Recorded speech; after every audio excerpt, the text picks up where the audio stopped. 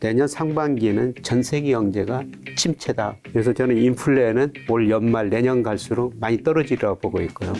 네, 저는 미국이나 우리나라나 올 연말 금리 인상 사이클이 마무리되리라고 보고 있습니다. 왜냐하면 물가 상승률이 둔화되고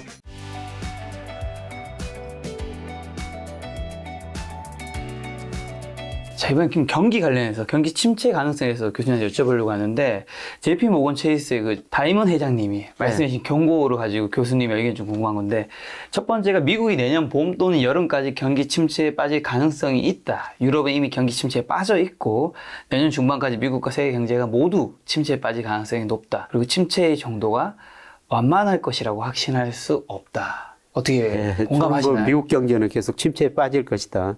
네. 작년부터 이런 주장을 하고 있는데요. 네. 미국 경제가 사실 그 1분기, 2분기 마이너스 성장했었어요. 네. 상반기에는 유럽, 일본 경제도 마이너스 성장 안 했습니다. 네. 미국 경제만 마이너스 성장했어요. 아마 3분기에는 미국 경제가 약간 뭐 2% 한박 플러스 성장할 텐데요. 네, 저는 4분기에 고용도 감소하고 소비도 줄어들면서 올 4분기하고 내년 상반기는 미국 경제가 상당히 심각한 침체에 빠질 거라고 보고 있습니다. 네. 미국 경제가 침체에 빠지면 뭐 다른 나라도 마찬가지고요. 네. 뭐 유럽 경제도 네, 상당히 좀 어려워질 수밖에 없죠. 내년 상반기에는 전 세계 경제가 침체다, 마이너스 성장이다. 네. 네, 이렇게 지금 보고 있습니다. 그런 이제 전망 때문에 이제 다이먼 회장님이 S&P 500 지수가 현 수준에서 20%는 더 떨어질 수 있다. 앞으로 올 하락은 처음보다 훨씬 더 고통스러울까. 예. 이것도 공감하시나요? 저도 미국 주식에서는 뭐 좋은 이야기 지금까지 해본 적이 없는데요. 네, 그런데 이분은 저보다 더 비관적으로 보시는데, 네, 지금 S&P 500이 3,400 뭐 이 정도 되는데요. 네, 저는 여기서 한 10% 정도는 떨어질 수가 있다. 네, 그러면 그 뭐 3,000 거의 근처 가는 거죠. 그렇죠. 예. 예. 그래서 근데 이게 3,000 근처 뭐 10% 아니면 그 다이먼 회장님처럼 20% 하면 이 이제 한국 주식은 이제 아까 전에는 이제 올해 지금 4분기에는 한 30% 정도, 내년 70% 정도 비중 담아다니 하셨는데 한국 주식이 묘하게 미국 주식이 떨어질 때는 커플링이 되지 않습니까? 꼭 떨어질 땐 같이 떨어지잖아요. 오를 땐 같이 안 오르면서 미국이 10% 20% 떨어지는데 한국 주식 버틸 수 있을까요? 우리 주가는 덜 떨어질 겁니다. 왜냐하면은 우리 주가는 작년 하반기부터 떨어졌어요. 그렇죠. 먼저 많이 떨어졌죠. 미국 주가는 올해 떨어졌죠.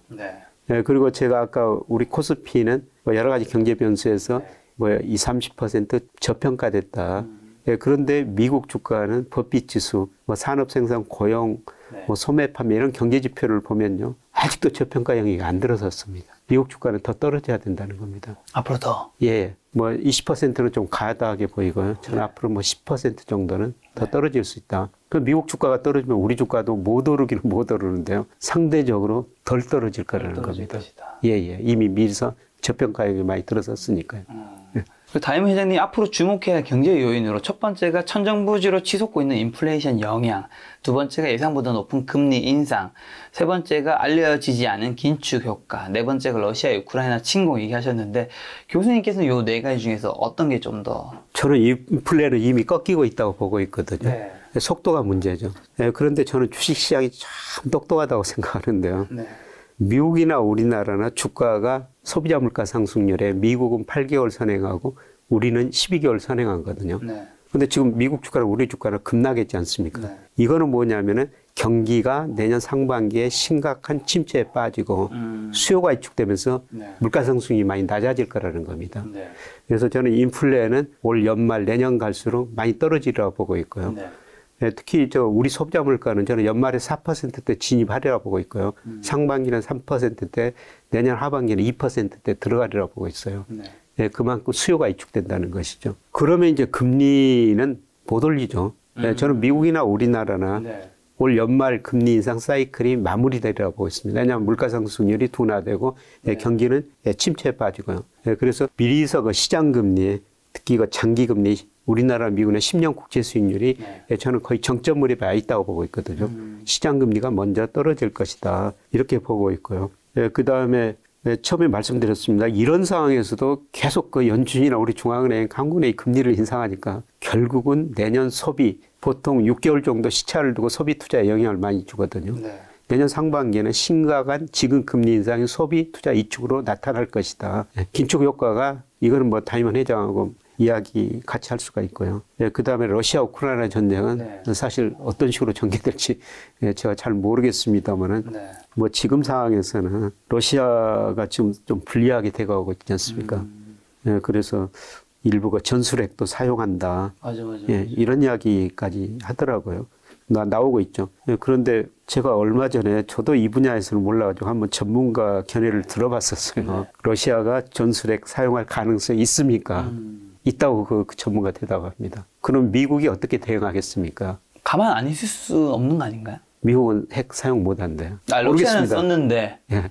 이제 그 전문가의 의견이죠. 네, 그 전문가의 의견인데 저도 잘 모르는데. 근데 만약에 미국이 러시아에다 핵을 쓰면은 러시아에 수백 수천 개, 1000개 이상 핵이 미국으로 날아간대요. 가만히 있진 않겠죠. 예. 이게 커지겠네요.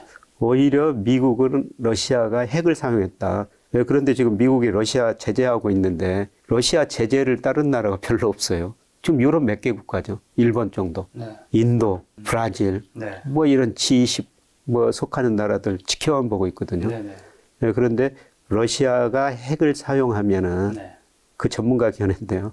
미국이 이런 나라들 그동안 지켜보고만 있던 나라들도 러시아를 달리 볼 거라는 거죠. 미국 제재에 따를 거라는 겁니다. 네.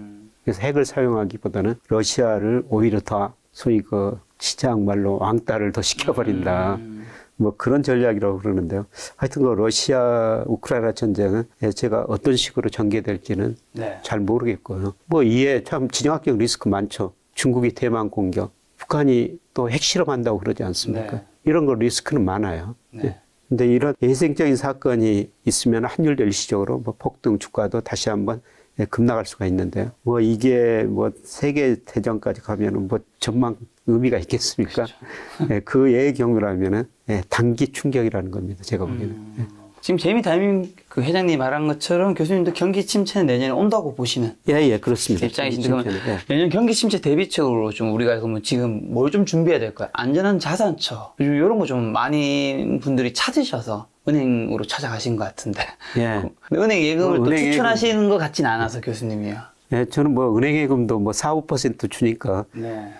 한번 그 생각해 보세요. 그 2, 3년 전에는 금리가 굉장히 낮아가지고 우리가 정책 당국이 은행들한테 고정금리를 변동금리로 바꿔주세요. 은행한테 그렇게 권유했었어요. 금리가 많이 떨어지니까. 근데 최근에는 이게 금리가 많이 오르니까 또 뭐 안심전환 대출, 저축 이런 걸 통해 가지고 지금 저 변동금리를 고정금리로 바꾸고 있지 않습니까? 저는 2, 3년 후에 가면 또 금리가 많이 떨어져 가지고 또 2, 3년 전 일 변동금리를 고정금리로 바꾸라는 이런 제안이 들어올 거라고 보고 있거든요. 제가 보기에는 경제 성장을 떨어지고 우리 돈이 남아돌고 우리 기업들이 가지고 있는 현금성 자산이요.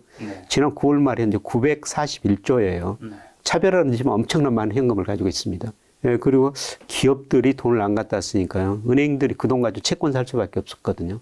그래서 저는 금리는 빠르면 올 연말 시장금리, 내년에는 떨어질 것이다. 그래서 지금 은행이 4 내지 5% 금리 줄 때는 이럴 때는 그냥 일부는 은행 예금 가입해야 된다는 겁니다. 그런데 저는 지금 금도 사시고 비트코인 같은 것도 좀 사시는 게 좋을 것 같아요. 위험하면 할수록. 그래서 최근에 저 금 가격도 많이 떨어졌고 비트코인 가격도 많이 떨어졌는데 뭐 세계 경제가 굉장히 어려운 상황으로 들어가면은 저는 다시 금 수요도 늘어나고 비트코인 같은 수요도 늘어나리라고 보고 있습니다. 그래서 지금은 자산 배분을 좀 다양하시는 게 좋을 것 같습니다. 그냥 현금을 가지고 있는 거는요? 예금만 하거나 별로인가요? 뭐 현금을 가지고 있으려면 은행 예금 하셔야 되죠. 뭐 지금 물가가 지금 그래도 5%니까요. 지금 은행에 4% 예금해도 지금 실질금리는 마이너스죠. 실질 자기 금융자산은 줄어들고 있지 않습니까? 그러니까요. 그래서 어떻든 지금 뭐 현금 자체보다는 은행 예금이든지 아니면은 10년 국채. 저는 10년 국채 사시라고 권유하고 있습니다. 제가 좀 빨리 권유했습니다. 그대로 좀 금리가 올랐었는데요.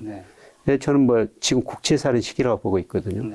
얼마 전에 한 경제신문에서 일면 머리 기사로 우리나라 저 부자들이 20년, 10년 국채 많이 사고 있다. 이래 그 머리 기사로 나왔던데요. 저는 뭐 내년 경제 성장을 둔화되고 물가 상승이 하락되니까 10년 장기 금리는 서서히 떨어질 것이다. 이미 저는 고점을 쳤다고 보고 있어요. 그러면 채권 사셔야 되죠. 채권이랑 금이랑 비트코인이랑 예금. 지금 뭐 10년, 3년 국채 수익률이 4%가 좀 넘거든요. 네. 예, 그런데 채권을 사시면은 시세 차익을 누릴 수가 있어요. 은행 예금은 시세 차익은 누릴 수가 없죠. 그냥 네. 4% 예금 가입했다면 1년에 4%를 받는데요. 그렇죠. 예, 그런데 지금 채권을 4% 이상 되니까 사면은 예, 저는 금리가 한 3% 초중반으로 떨어지리라고 보고 있습니다. 예, 그러면 채권 사시면은 시세 차익까지 누릴 수가 있다는 겁니다. 네. 예, 그래서 저는 지금 뭐 일부 은행 예금도 좋지만은 네. 그 돈 가지면은 차라리 저는 정부에 발행하는 국채 사시는 게 더 좋을 것 같다는 생각이 듭니다. 자, 미국으로 좀 다시 넘어와서 오늘 13일 예정된 미국 CPI 지수 이제 발표가 있는데 네. 아까 좀 얘기해 주시겠는데 좀 어떻게 보시고 4분기 CPI 지수는 어떻게 전망하시나요? 그 내일 저 발표가 되죠. 예, 9월께 발표가 되는데요. 네. 지금 컨센서스는 8.1 헤드라인은 지난달보다 조금 낮아진다는 거죠. 8월이 8.3이었으니까 네. 8.1. 예, 그 다음에 중요한 게 지금 코어 CPI예요. 근원 소비자 물가라고 그러죠. 네. 이거는 뭐 6.5%로 지난달 6.3%보다 더 오를 거로 지금 컨센서스가 나와 있거든요. 네. 그래서 내일 발표돼야지 아는데 예, 저는 꺾이기는 꺾였다. 예, 그런데 예, 저는 올 12월 가면은 네. 미국 소비자 물가가 6% 후반으로 떨어지리라고 보고 있어요. 그리고 내년 상반기에는 4 내지 5% 유지하다가 하반기에는 2 내지 3%로 떨어지리라고 보고 있습니다. 이미 물가 상승률은 정점을 쳤다. 예, 그거는 미국 경제가 침체에 빠지면서 예, 소비가 많이 위축될 것이다. 예, 그런 측면이고요. 예, 그 다음에 아까 주가가 똑똑하다고 말씀드렸으면 주가 급락하고 이 소비자 물가하고 계산하면 미국은 8개월 정도 시차를 두고 거의 방향이 같습니다. 이 주가가 이렇게 떨어진다는 건 앞으로 경기가 안 좋고 네. 그만큼 수요가 위축되면서 물가가 떨어진다는 거죠. 네. 예, 그래서 갈수록 그 물가에 대한 문제는 조금 완화될 것 같습니다. 미국의 연준의 소비자 물가 목표가 2%인가요? 예, 2%입니다. 2%죠. 예. 고용이 4%였죠. 예, 완전 고용은 뭐 고용 극대화라는 표현만 넣었거든요. 예, 그래서 미국의 잠재 실업률이 한 4% 안팎으로 네. 뭐 이런 이 정도로 보는 것 같습니다. 근데 최근에 3.5%까지 떨어졌으니까. 지금 미국 고용시장 지표 기사 나온 거 보면 9월 비농업 부문 신규 고용이 26만 3천 건으로 전월 31만 5천 건에 비해 증가세는 둔화했지만 월가 예상치 25만 건보다 높았고 실업률은 3.5%로 전월 3.7%와 예상치 3.7% 모두 하에 사실상 미국 고용시장이 완전 고용 상태 수준의 평가를 받고 있는데 미국 실업률은 어느 정도 좀 나빠질 때 연준이 좀 행동이 잘 있어요. 우리 실업률이 나빠져야지. 이제 4.5% 정도 가면 금리를 인하한다고 그러거든요. 네. 근데 3.5%니까 4.5%면 아직 멀었죠. 네, 그런데 저는 미국 고용 지표를 보면서요. 네. 이 고용률이라고 있어요. 그러니까 일하고 싶은 저 15세 이상 인구 중에서 네. 얼마가 일하느냐. 예, 그게 62%거든요. 네. 네, 그런데 그게 2007년, 2008년에는 67%까지 갔었습니다. 네. 근데 지금 62%로 많이 낮아졌거든요. 네. 미국 사람들이 일을 안 하고 산다는 거죠. 예, 그거는 여러 가지가 이유가 있는데요. 네. 네. 인구 고령화 때문에 네. 예, 거기는 65세 이상 인구도 포함되어 있거든요. 65세 인구가 많다 보니까 이 사람들이 이제 직장을 떠나게 되죠. 네. 뭐 이 사람들이 직장을 떠나게 되면은 그 MZ 세대들이 네. 직장을 찾아야 되거든요. 그렇죠. 예, 그런데 이번 저 코로나를 거치면서 예, 미국에서 그 두 가지 현상이 나타났대요. 이번 코로나를 거치면서 100만 명 이상 죽었지 않습니까? 네네. 그러니까 죽자 사자 일해가지고 돈 벌어가지고 네. 살지 말자. 그냥 잠깐 쓸 돈만 있으면 그 돈 가지고 살자. 아, 행복하게. 예, 지금을 행복하게. 즐기자. 예, 지금을 즐기자. 예, 특히 MZ 세대들이 그게 강하다는 거거든요. 네네. 예, 근데 문제는 뭐냐면은 돈이 있어야지 놀지 않습니까? 그렇죠.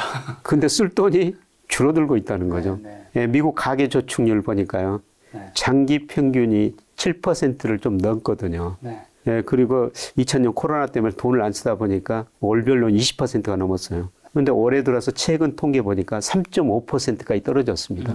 가계 저축률이. 그러니까 계속 일 안 하고 돈을 써버렸다는 거죠. 네. 그러면 더 놀라면은 돈이 있어야 되니까 결국 저는 올 연말 내년 초에는 그동안 놀았던 사람들이 일자리를 찾으려고 시장에 참여할 거라고 보고 있거든, 노동시장에. 그렇게 되면 이제 실업률이 올라가 버릴 거라는 겁니다. 그렇죠. 예. 일자리 이제 찾는 사람이 더 들어오면서 예. 취업이 안 된 분도 있을 테니까. 그래서 저는 내년 상반기에 미국 실업률이 거의 4.5% 정도까지 올라가리라고 보고 있어요. 네. 예, 그렇게 되면은 금리는 못 올리죠. 올해 이제 내려야 된다는 이야기가 나올 것 같습니다. 지금 기사에는 이제 미 연준의 긴축 강화 우려 네. 이런 것 때문에 증시가 많이 나빠졌다고 하는데, 그러면 이제 교수님께서는 4분기 연준의 금리 인상은 예정대로 뭐 자이언트든 빅이든 어느 정도까지 하고 내년 상반기부터는 이제 좀 멈출까 생각하신 건가요? 예, 그렇습니다. 11월, 12월 FOMC가 2번 남아 있거든요. 예. 그래서 기준금리가 지금 연방기금리가 3.0에서 3.25%인데 네. 예, 지난주 9월 FOMC 점도표 보니까 평균이 한 4.2% 정도로 나와 있어요. 예, 그러면 앞으로도 1%포인트 이상 올려야 된다는 그런 의미가 되겠습니다. 예, 그래서 아마 11월 달에는 또 자이언트 스텝을 하지만은 12월에는 많이 올려봤자 0.5%포인트. 그리고 저는 올해 끝날이라 보고 있습니다. 아까 말씀드렸던 것처럼 12월 가면은 저는 고용이 감소했을 것이다. 예, 소비가 이축될 것이다. 그 마이너스 성장하리라고 보고 있거든요. 근데 연준이 올 4분기 성장률을요, 작년 말에는 4.0, 3월에는 2.8, 예, 그 다음에 6월에는 3개월마다 정말 1.7. 근데 이번 전망하면서 0.2%로 확 낮춰놨거든요. 네. 저는 마이너스라고 보고 있어요. 그러게 되면은 저는 금리 인상 사이클이 거의 마무리돼 가고 있다. 예, 그렇게 보고 있습니다. 근데 연준이 어쨌든 11월, 12월에 금리 인상을 더 하면 한국은행도 금리 인상 이제는 원래 목표는 배입만 하려고 했었잖아요. 예. 근데 그대로만 할 수는 없는 노릇 아닌가요? 예, 그렇죠. 오늘 한국은행이 이제 기준금리를 2.5에서 3.0으로 올렸죠. 네. 예, 그리고 통화정책 발표문 보면요, 앞으로도 금리 인상하겠다 그런 단어들이 분명히 들어가 있거든요. 네. 예, 그래서 올해 이거 11월 한 번 남았습니다. 네.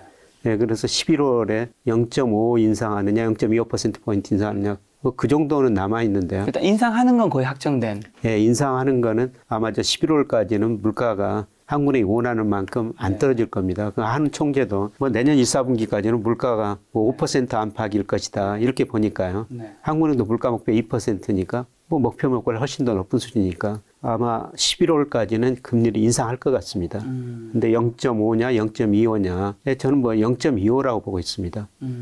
왜냐하면은 지금 우리 경제가 그래도 3분기까지는 플러스 성장했는데 수출이 증가했기 때문입니다. 그런데 지금 10월 들어가지고요. 수출이 급감하고 있거든요. 그 일평균 수출 금액이 10일까지 통계니까 아직 좀 더 지켜봐야 되는데 작년 동기보다 12%나 감소해 버렸어요. 수출이 줄어들고 있다는 거죠.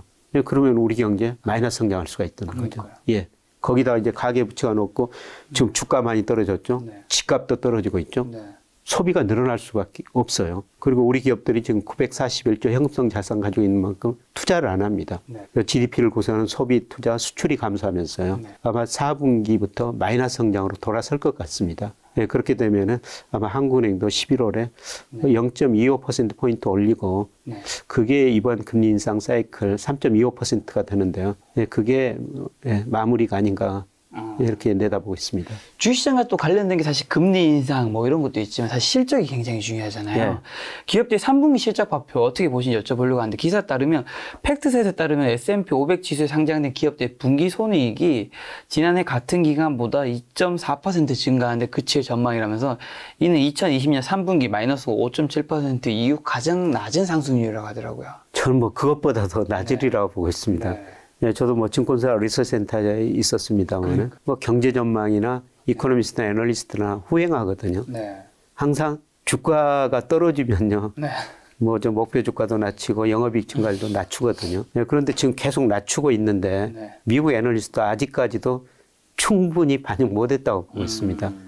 네, 그래서 저는 뭐 4분기 들어서 금리는 떨어지는데 제가 미국 주가를 내년 1분기까지 좀 더 어둡게 보는 거는 기업 실적이 애널리스트 예상한 것보다 더 많이 감소해 버릴 거라는 겁니다. 이 충격이 한번 남아있다고 보고 있습니다. 한국은요? 한국 기업 우리나라도 마찬가지죠.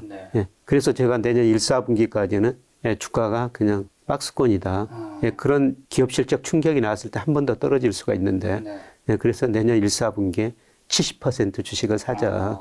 예, 그런 말씀을 드리고 있는 겁니다. 교수님 근데 말씀을 지금 거의 1시간째 들어보면 내년 1, 4분기 때 조금 더 한 번 더 큰 하락이 올 수 있고 그때가 조금 더 확실한 저점일 수 있을 것 같다는 생각이 드는데 실적도 그때 안 좋았기 때문에 근데 왜 올해 4분기에 30%는 그래도 사라는 얘기를 하시는 거예요? 왜요? 모르죠, 미래 일이. 아, 모르기 때문에. 모르기 때문에. 이 저점을 너무 또 놓칠 수 있기 때문에. 놓칠 수도 있죠. 그리고 우리가 저 주식에 발을 담그고 있어야지, 물을 담그고 있어야지, 이 물이 차가운지 뜨거운지 알거든요. 지금 너무 차갑습니다. 죽겠습니다, 저도. 그래서 더 이제 아마 더 어느 시기가 올해 그 유럽에서 아주 힘든 겨울이 올 거라고 그러지 않습니까? 네. 예, 더 차가워질 수가 있어요. 예, 그런데 주식시장 떠나면은 차가운 걸 모르죠. 그렇죠, 그렇죠. 그러니까 30%라도 가지고 있으면은 네. 뭐 더 차가워졌던 걸 늘릴 수가 있고요. 예, 그리고 사실 제가 내년 1분기 주가가 더 떨어질 수 있습니다. 그때 70% 사라고 말씀드렸습니다. 이게 아닐 수도 있거든요. 그렇죠, 아닐 수 있죠. 예. 그러니까 최소한 일정 부분의 주식은 가지고 있어야 된다는 거고요. 왜 그러냐면은 주가가 지금 지나치게 저평가돼 있다는 거죠. 예. 저평가돼 있으니까 가지고 계셔야 된다는 겁니다. 저평가되어 있으니까 일단 시기는 정확하게 알 수 없으니까 예, 사는 거다. 예, 예.